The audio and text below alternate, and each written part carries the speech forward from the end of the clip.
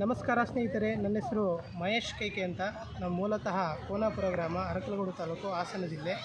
ವಿಷಯ ಏನಪ್ಪ ಅಂದರೆ, ನಾವು ಕೋನಾಪುರ ಗ್ರಾಮದಲ್ಲಿ ನಾವು ವಾಸವಿದ್ದು, ನಮ್ಮ ಗ್ರಾಮ ಪಂಚಾಯತ್ ವ್ಯಾಪ್ತಿಯ ಪಿ ಡಿ ಒ ಮನೂರವರು, ಪಿ ಡಿ ಒ ಅಧಿಕಾರಿ ಮನೂರವರು ಈ ಹಿಂದೆ ಸುಮಾರು ದಸರಾ ಸಮಯದಲ್ಲಿ ನಾನು ಅವರಿಗೆ ಈ ಸೊತ್ತು ಖಾತೆ ಮಾಡಲಿಕ್ಕೆ ಕೊಟ್ಟಿದ್ದೆ, ಎರಡು ಜಾಗದ್ದು.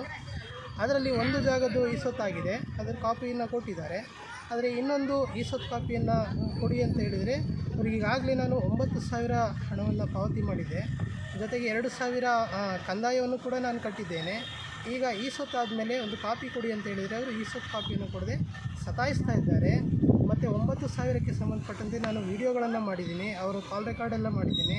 ಇದನ್ನು ನಾನು ಇ ಒ ಅವರ ಸಮ್ಮುಖದಲ್ಲಿ ಅವ್ರಿಗೂ ಕೂಡ ಒಂದು ದೂರನ್ನು ಕೊಟ್ಟಿದ್ದೇನೆ. ಆದರೆ ಸರಿಯಾದಂಥ ಒಂದು ರೆಸ್ಪಾನ್ಸು ಅಧಿಕಾರಿಗಳಿಂದ ನನಗೆ ಸಿಗ್ತಾ ಇಲ್ಲ. ಅವ್ರ ಮೇಲೆ ಸೂಕ್ತ ಕ್ರಮ ಆಗಬೇಕು. ಒಂದು ಈ ಸೊತ್ತು ಮಾಡಲಿಕ್ಕೆ ಸರ್ಕಾರಿ ಫೀಸ್ ಅಂತ ಇರೋದು 50 ರೂಪಾಯಿ. ಆದರೆ ನಾನು 9,000 ಕೊಟ್ಟರೂ ಕೂಡ ಅವರು ನನಗೆ ಈ ಸೊತ್ತು ಖಾತೆಯನ್ನು ಕೊಡ್ತಾ ಇಲ್ಲ. ಬೇರೆ ಬೇರೆ ರೀತಿಯ ಕಾರಣ ಹೇಳಿ ನನ್ನನ್ನು ಸತಾಯಿಸ್ತಾ ಇದ್ದಾರೆ. ಇದಕ್ಕೆ ಸಂಬಂಧಪಟ್ಟಂತೆ ಮೇಲಾಧಿಕಾರಿಗಳು ಸೂಕ್ತ ಕ್ರಮವನ್ನು ಕೈಗೊಂಡು ಅವ್ರ ಮೇಲೆ ಸೂಕ್ತ ಆ್ಯಕ್ಷನ್ ಮಾಡಬೇಕು ಅಂತ ಹೇಳಿ ನಾನು ಈ ಮೂಲಕ ಮೇಲಾಧಿಕಾರಿಗಳನ್ನು ಕೇಳ್ಕೊಳ್ತೇನೆ. ಹಾಗೂ ಈ ವಿಚಾರಕ್ಕೆ ಸಂಬಂಧಪಟ್ಟಂತೆ ನಾನು ಮೇಲಾಧಿಕಾರಿಗಳು ಕೂಡ ದೂರನ್ನು ಕೊಡ್ತೇನೆ, ಹಾಗೂ ಕಾನೂನು ಹೋರಾಟಕ್ಕೂ ನಾನು ರೆಡಿ ಇದ್ದೇನೆ ಎಂಬುದನ್ನು ಈ ಮೂಲಕ ನಾನು ತಿಳಿಸ್ತಾ ಇದ್ದೇನೆ. ಧನ್ಯವಾದ.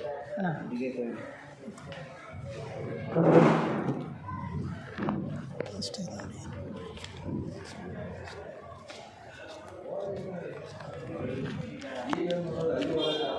ಹೇಳಿದ್ರಾ?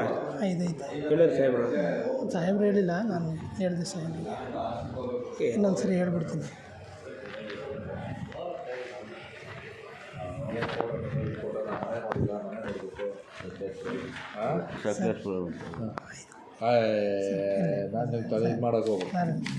ಇನ್ನೊಂದು ಸರಿ ಬರ್ತೀನಿ ಸರ್, ನಿಜವಲ್ಲೂ ಸರ್ ನೀವು ಕೊಡಿ ಸರ್, ಇಲ್ಲಾಂದ್ರೆ ಹಾಕ್ಕೊಡ್ತೀನಿ. ಯಾಕೆ ನನ್ನ ಸ್ಯಾಲ್ರಿ ಆಗಿಲ್ಲ, ಮಂತ್ ಎಂಡು, ನಮ್ಮ ಕಷ್ಟನೂ ಅರ್ಥ ಮಾಡ್ಕೋಬೇಕು, ನೀವು ಅರ್ಥ ಮಾಡ್ಕೋಬೇಕು ಸರ್. ಏನು ಹೆಸರು ಹಾಕ್ಕೊಡ್ತೀನಿ ಸರ್.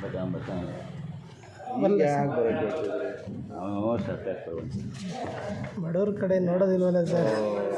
ನಂದಲ್ಲ, ಬೇಕಾದ್ರೆ ಹಾಕ್ಕೊಡ್ತೀನಿ, ಜನರೇಟ್ ಮಾಡ್ಕೊಡ್ತೀನಿ. ಇಲ್ಲ ಸರ್, ಆ ಥರ ಅಲ್ಲ, ಒಂದು ಸ್ವಲ್ಪ ಕಷ್ಟ ಬೇಕಾದ್ರೆ ಮಾಡ್ಕೊಡ್ತೀನಿ. ನೀವು ಏನಿಲ್ಲ ಸರ್, ಮೊದಲು 4 ನಾವೇನೋ ಒಂದು ಅಲ್ಲ ಸರ್, ಮೊದಲು 4 ಕೊಟ್ಟಿದ್ದೆ. ಏನೋ ಅರ್ಧ ಆಯ್ತು. ನಾಳೆ ಇದು ಮಾಡಿ, ನಾಳೆ ಅಷ್ಟೊತ್ತಿಗೆ ಊಟ ಸರ್ ಮೊದಲು ಕೊಟ್ಟಿದ್ದೆ ಸರ್. ನಾನು ಹೇಳ್ತೀನಿ, ಹೋಗಿ ಆಯಿತು. ಸರಿ ಸರ್, ಆಯಿತು.